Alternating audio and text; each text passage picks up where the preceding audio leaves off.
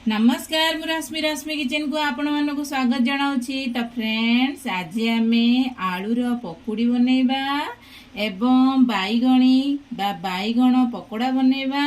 से मुझे किसी बैगण पतला पतला साइज रे काटी नहीं भाव में सामान भाव में काटे और आलू को गोटे स्लाइसर साहाय्य देखु केते सुंदर सबु सबु पटारे सामान अच्छी पतला पतला करी कटा जाइछि एवं आलू को धोई मु भल भाव में पोछिकी नहीं जाइछि।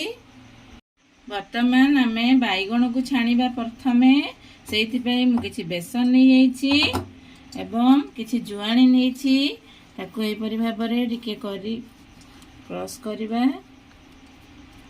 जहाँ द्वारा आमर भल हजम हम डाइजेशन पावर भल हम देखंतु टेस्ट फ्लेवर टी भल लगी थाए। मु किछि सुखिला लंका को भाजी गुंड करी नेछि। स्वाद अनुसार लूण देबे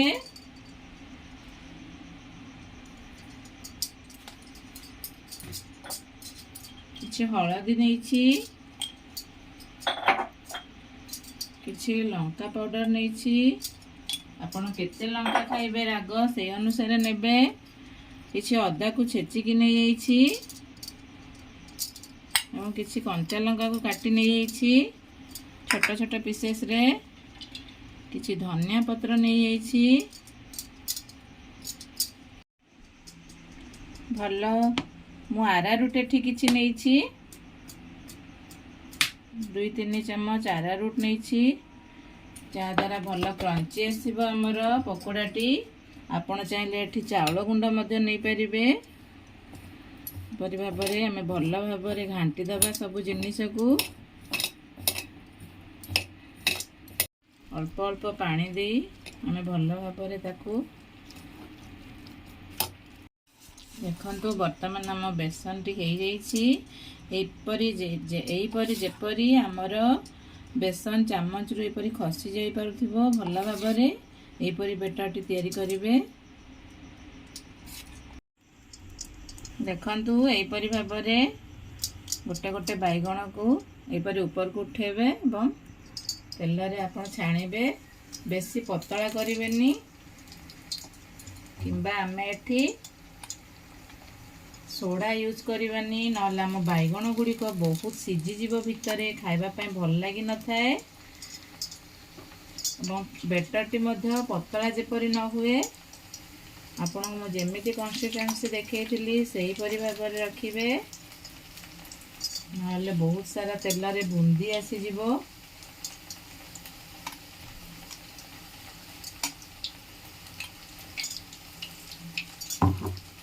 देखु केते सुंदर आम बैगणी गुड़िक गोल्डन ब्राउन कलर हो सारी बाहर केते क्रिस्पी आपण वर्तमान जानीपारे।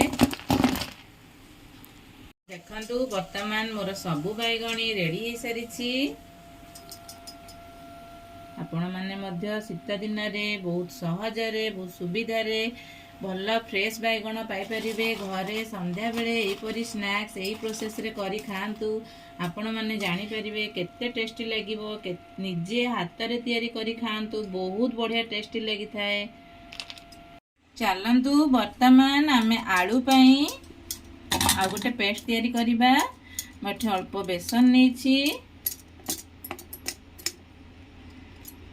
भल क्रंची लगिबा पई क्रिस्पी लगिबा पई मु किछि आरारूट पाउडर एठी ऐड करूछि। वर्तमान एठी कंचा लंका एवं अदा को किछि छिची ऐड कर देछि एवं धनिया पत्र मध्य शीत दिन रे बहुत परिमाण रे मिली थाए। आपण माने खांतु बहुत विटामिन ताकू मध्य हम ऐड करिबा। स्वाद अनुसार लूण नेबे केते आलू नेछंदी ताकू देखि आपण लूण ऐड करिवे। हळदी गुंड अल्प ऐड करिवे। स्वाद अनुसार लंका पाउडर नेबे आपण केते राग खाउछंदी छोट छुआ जदी खाइबो आपण ताकू स्किप मध्य करि परिबे। भल डाइजेशन हबा पई मु अल्प जुआणी एठी ऐड करिछि।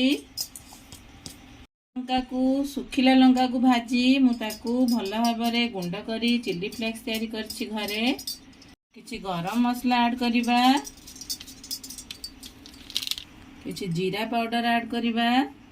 भजा जीरा को मैं किछि गुंडा करी ऐड करिछि। भल फ्लेवर दवा पाई मु एठी किछि व्हाइट कलर राशि यूज करिछि, चोपा छड़ा राशि। प्रथमे आमे भल भाबरे घांटी दबा, सबु जिनिस को भल भाबरे मिसेई। एथिरे मध्ये आमे खाइबा सोडा ऐड करिबानी। बहुत क्रिस्पी लागिबो, भल लागिबो आम पकोड़ाटी, आलू पकोड़ीटी। एथिरे एई परि भाबरे अल्प अल्प पानी देई आमे पेस्ट को तयारी करिबा। देखंतु एई परि कंसिस्टेंसी रखिबे। देखंतु एई परि जेपरि चामच रो पछपटरे लागि परथिबो भल भाबरे एई परि भाबरे गोटे पेस्ट तयारी करिवे। आलू को एथिरे डीप करी देखंतु पतला करिवेनी, बिल्कुल एई परि भाबरे ही बनेइबे। एई परि ऊपर को उठेकी आपण छाड़िबे। तेल बर्तमान मोर गरम हो सारी, से कड़े रे ही बनाऊँगी। आमे बैगण रे अलगा दबा पेस्ट एवं आलू रे मध्य अलगा पेस्ट दे तैयारी करिबा। आपण माने दुई प्रकार बेसन रो पेस्ट तैयारी करंतु एवं थरे बनै की देखंतु, बहुत टेस्ट लागि थाए। आलू रो पकुड़ी मध्य बहुत क्रिस्पी हबो, आपण माने देखिबे।